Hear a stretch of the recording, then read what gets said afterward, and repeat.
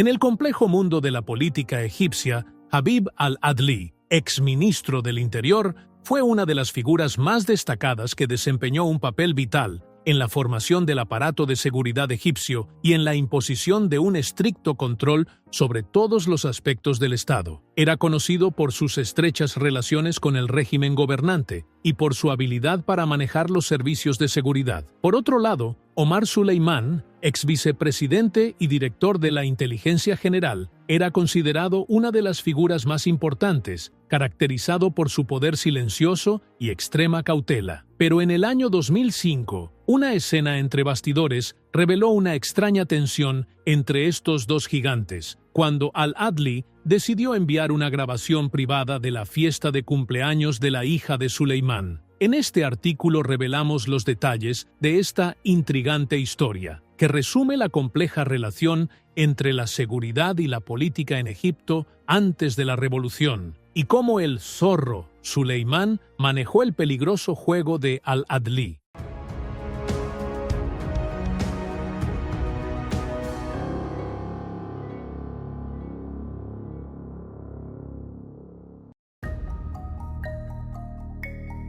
En las memorias del Dr. Kamal al-Ganzouri, ex primer ministro, se menciona el surgimiento de Habib al-Adli en el escenario político egipcio durante los años 90. Al-Ganzouri explica cómo al-Adli inició su rápido ascenso dentro del Ministerio del Interior, hasta alcanzar el cargo de viceministro y jefe del Departamento de Seguridad del Estado. Tras el atentado terrorista de Luxor, conocido como la masacre de Deir el-Bahari, ocurrido el 17 de noviembre de 1997, uno de los más sangrientos y significativos en la historia moderna de Egipto, el ataque, ejecutado por miembros del grupo islamista, dejó 62 muertos, la mayoría turistas extranjeros, incluidos 36 suizos y 4 británicos. Según las memorias de al-Ganzouri, mientras el entonces ministro del Interior, Hassan al-Alfi, el ministro de Defensa, Mohamed Hussein Tantawi, el presidente Hosni Mubarak y el propio al-Ganzouri inspeccionaban el lugar. Mubarak le dijo textualmente: «Ya no quiero a al-Alfi en su puesto». De inmediato, se eligió a Habib al-Adli para reemplazarlo, asumiendo el cargo el 18 de febrero de 1997, solo un día después del atentado. Aunque al-Adli ya era responsable de la seguridad del Estado y, por tanto, parcialmente responsable del ataque, fue nombrado ministro del Interior en un momento en que la seguridad interna era uno de los pilares más poderosos del régimen. Al-Adli era conocido por su habilidad para construir una amplia red de relaciones dentro y fuera de la policía, y por su trato severo frente a cualquier amenaza política. Su verdadera fuerza radicaba en su capacidad para manipular la situación política a su favor, lo que lo convirtió en una figura temida y difícil de desafiar.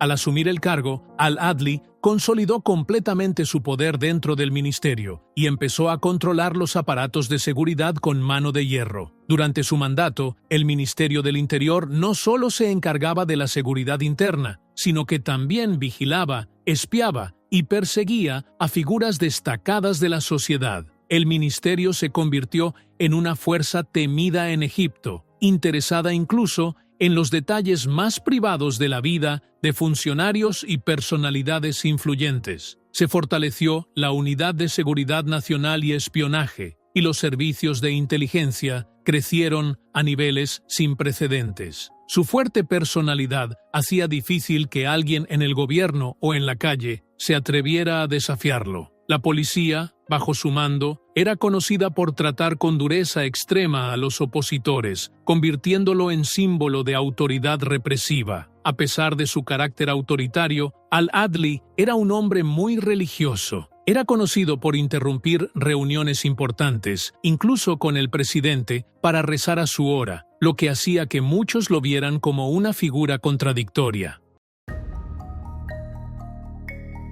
Uno de los aspectos más notables del régimen de Hosni Mubarak fue la Unidad Especial de Filtraciones, encargada de monitorear los movimientos de figuras importantes en la sociedad egipcia. Esta unidad vigilaba a ministros, intelectuales, empresarios e incluso a figuras políticas dentro del propio régimen. Habib al-Adli fue el cerebro detrás de su creación, dotándola de recursos tecnológicos y humanos para rastrear cada detalle de esas personas. Se espiaban reuniones privadas, llamadas telefónicas y, en ocasiones, incluso actividades personales sin relevancia directa. Cualquier persona que representara una posible amenaza para la estabilidad del régimen era vigilada minuciosamente, y toda la información recopilada se utilizaba para fines políticos o para resolver disputas internas del poder. Después de la Revolución de enero de 2011, durante los juicios contra Habib al-Adli, especialmente por el caso de espionaje, él mismo admitió haber espiado a figuras políticas, culturales y artísticas, justificando sus acciones diciendo que eran necesarias para mantener la estabilidad del país, y negando que se usaran para chantaje o amenazas personales. El aparato de seguridad del Estado llevó a cabo actividades de espionaje dirigidas contra figuras influyentes en diversos campos: político, mediático, económico y cultural. Habib al-Adli buscaba, mediante estas operaciones, garantizar la estabilidad del régimen y reprimir cualquier movimiento que pudiera amenazar su autoridad. Los esfuerzos de al-Adli se centraron principalmente en los políticos, especialmente en los opositores al régimen. Entre los principales objetivos estaban los líderes de la Hermandad Musulmana, que mantenía un conflicto constante con el Estado. Los dirigentes del grupo fueron sometidos a una estricta vigilancia, sus teléfonos fueron intervenidos y sus reuniones controladas. Tras la Revolución de enero de 2011, informes revelaron que la seguridad del Estado había acumulado voluminosos archivos con detalles precisos sobre las actividades e ideas de los líderes del movimiento. El espionaje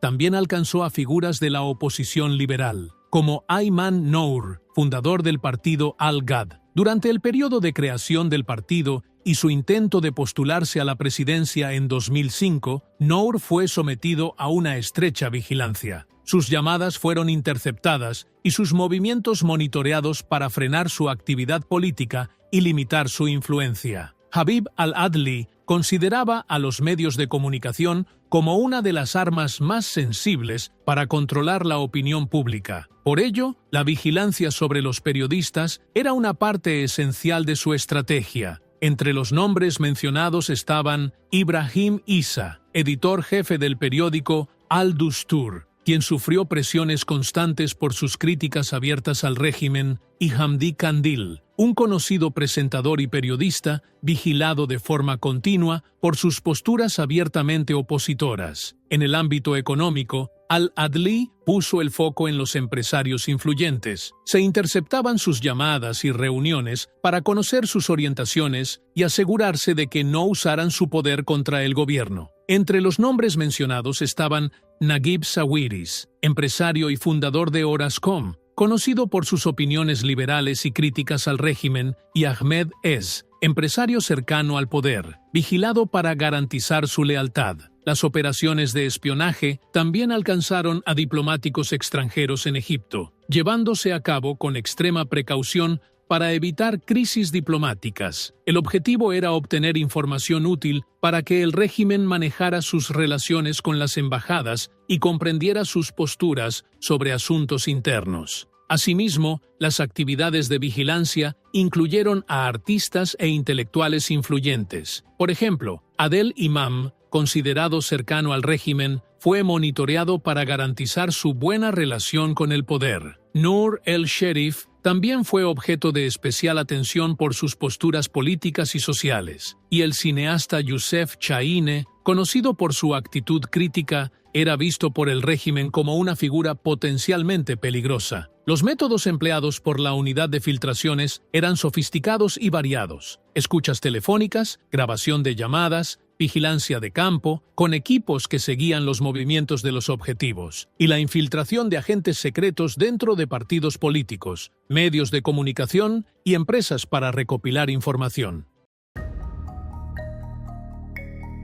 Habib al-Adli no se limitó a las figuras destacadas de la sociedad egipcia. La historia alcanzó un nuevo nivel cuando decidió enviar una grabación privada relacionada con la fiesta de cumpleaños de la hija de Omar Suleimán, entonces jefe de la inteligencia general. En esa época, la relación entre al-Adli y Suleimán era compleja, ya que ambos competían por ampliar su poder e influencia. En una ocasión, al-Adli ordenó grabar un video dentro de la casa de Omar Suleimán, mostrando una escena de la fiesta privada de su hija. La grabación no contenía nada inapropiado, era una celebración normal, pero el hecho de haber penetrado la seguridad del hogar de Suleimán constituía una amenaza seria. El objetivo del envío era transmitir un mensaje indirecto, demostrar que todo estaba bajo su vigilancia. Al-Adli intentaba intimidar a Suleimán, o al menos hacerle sentir que estaba siendo observado. Sin embargo, también sabía que Suleimán era un hombre extremadamente cauteloso, que no toleraba interferencias en su vida familiar. Por tanto,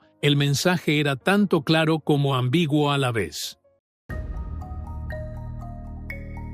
Mientras al-Adli creía haber enviado una advertencia velada, esperaba una de dos reacciones de Suleimán, o bien que éste se comunicara directamente con él, o que informara al presidente Hosni Mubarak. En ambos casos, eso habría significado una admisión implícita de la victoria de al-Adli. Sin embargo, la respuesta de Suleimán fue mucho más calculada. Conocido en esa época como el Zorro, por su astucia y su inteligencia, recibió la grabación sin mostrar ninguna reacción visible. Permaneció en silencio y con calma. Sabía cómo interpretar ese tipo de mensajes y analizaba cada detalle antes de actuar. En lugar de confrontar directamente a al-Adli o reaccionar con dureza, Suleimán envió un paquete a la oficina del ministro del Interior. Cuando al-Adli lo abrió, encontró dentro grabaciones de conversaciones privadas de su propia familia, que contenían información personal y secretos domésticos. El impacto fue devastador para al-Adli, según lo relatado por el periodista